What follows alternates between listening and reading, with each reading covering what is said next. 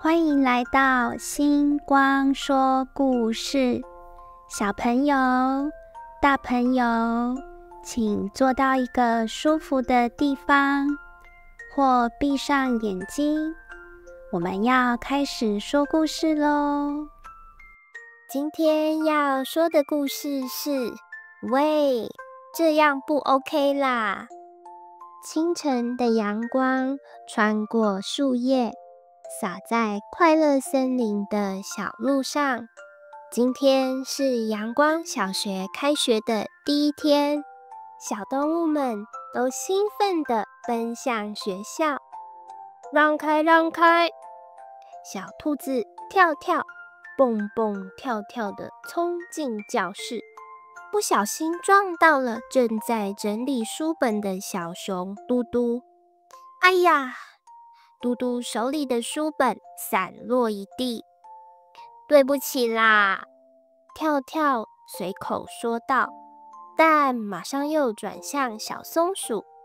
我跟你说哦，暑假我去了。他滔滔不绝地讲起自己的冒险，完全没有注意到小松鼠也想分享他的故事呢。大象老师摇着长鼻子走进教室。同学们，新学期我们要学习一个很重要的课题，叫尊重。这有什么好学的？小狐狸阿皮小声嘀咕着，还模仿大象老师说话的样子，惹得几个同学偷笑。下课铃响时，嘟嘟用力甩门，砰的一声，把大家都吓了一跳。大象老师叹了口气，看来我们真的需要好好学学什么是尊重。第二天，大象老师带来了一个特别的游戏——安静传话。同学们要排成一列，把大象老师爱吃香蕉这句话悄悄传下去。可是轮到跳跳时，他太着急，没听完就传话，结果最后变成了香蕉会飞，全班哄堂大笑，跳跳却红着脸低下了头。看吧，大象老师温柔地说，如果不认真听别人说话，就会闹出这样的笑话。尊重就是要耐心听完别人说的话。跳跳低着头，长耳朵垂了下来。他突然想起昨天撞到嘟嘟时，自己也是这样，没听完道歉就急着说话。还有前天小松鼠想分享故事时，自己只顾着讲自己的冒险。我以后会注意的，跳跳小声地说。接下来的几天，跳跳开始练习一个新本领，听完再说。当小浣熊讲述他发现的新秘密基地时，跳跳虽然兴奋的脚掌直拍地，但还是忍住没插嘴。大象老师讲解数学题时，他会把想说的话先记在笔记本上，等老师问有没有问题时才举手。最让大家惊讶的是，在周五的故事分享时间，平时总是抢着第一个发言的跳跳，这次居然主动说，我想最后一个分享，因为我想先听听大家的暑假故事。大象老师欣慰地点点头，跳跳，你现在是个很棒的倾听者咯。全班同学都给跳跳热烈的掌声。跳跳开心地晃着长耳朵，原来认真听别人说话，不仅能学到更多有趣的事，还能让友谊变得更温暖呢。几天后的体育课上，小狐狸阿皮在接力跑时不小心摔倒了，新裤子膝盖处磨破了一个大洞。他慌张地坐在地上，想起自己平时总是嘲笑同学们的缺点，现在轮到自己出糗了，肯定会被大家笑话。就在这时，一个小小的身影慢慢靠近。诶，是小乌龟。阿皮的心揪了一下，因为昨天他才嘲笑小乌龟是慢吞吞石头，还学他走路的样子逗大家笑。你还好吗？小乌龟从壳里掏出一个 OK 泵，轻轻递给阿皮。伤口要先处理一下哦。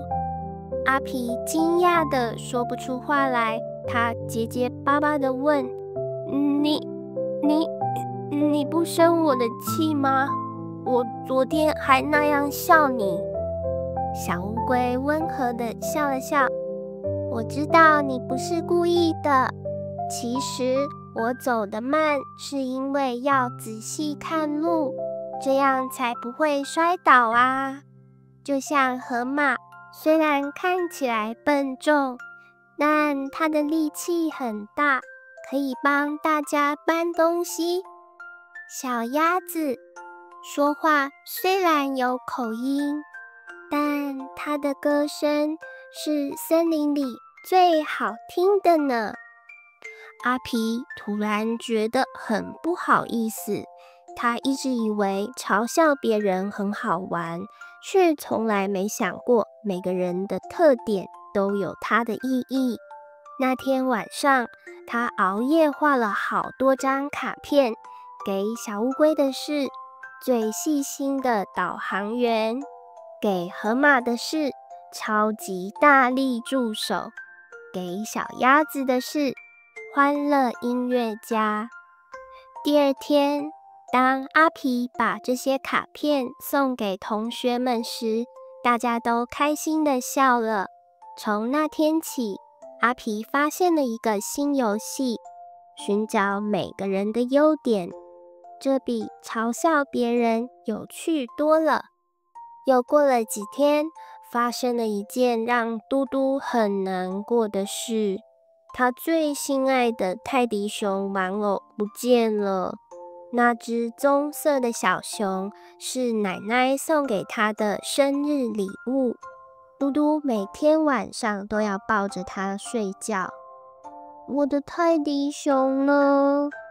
嘟嘟着急地在教室里翻箱倒柜，把书包里的东西全倒出来，连置物柜最角落都找遍了，就是找不到。他的眼睛开始泛红，声音也颤抖了起来。最后，他在学校后门的垃圾桶旁边发现了那只脏兮兮的泰迪熊，小熊身上沾满了灰尘，一只耳朵还被扯破了。嘟嘟小心翼翼地把它抱起来，这才注意到小熊的脖子上还挂着一张小纸条，这是谁的？一直丢在地上。